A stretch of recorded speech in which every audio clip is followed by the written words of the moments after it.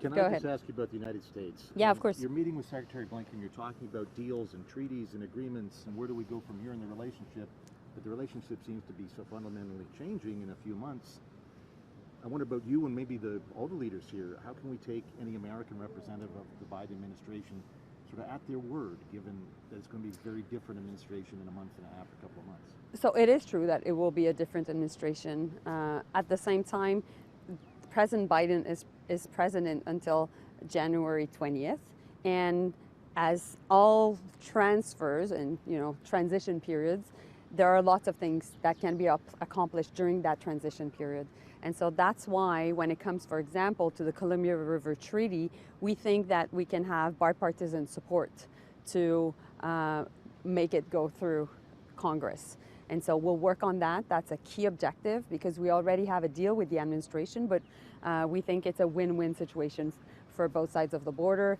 British Columbia is on board, First Nations are on board, and we know we have the support of key senators also on the American side. So I'm in, results-driven mode right now, and that's my key priority. Of course, on the geopolitical side, there are many things that are evolving so quickly, David, that we need to continue to engage and we need to be able to adapt, of course. So if there's a country in the world that understands the US, it's Canada. And so that's why there's so many delegations, so many countries that are coming to see us, to ask us about the new administration, to ask us about how we and they can adapt.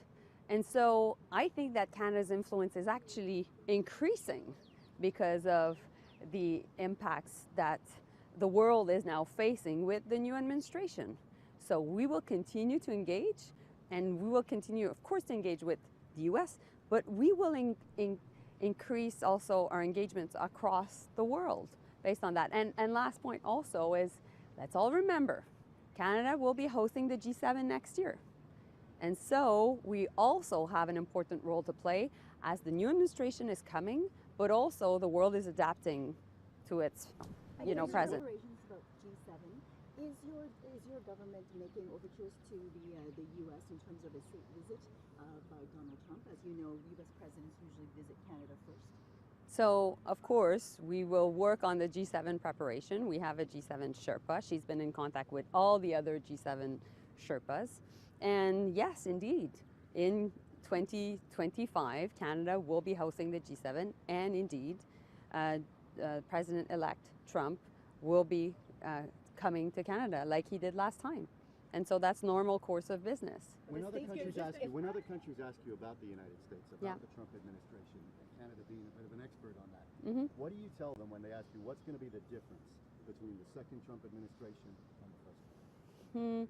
I think that, of course, the existing Trump administration has a lot of experience, but which is different when they were first elected in 2016, because, of course, President Trump won and at the time had to adapt to being now a politician and president. I think that a lot of things have changed since 2016 and their 2016 to 2020. First, it was before the pandemic. Second, it was before the Ukraine war. Third, it was before the Middle East war. And fourth, China has taken clear geopolitical stance that are very different where we were.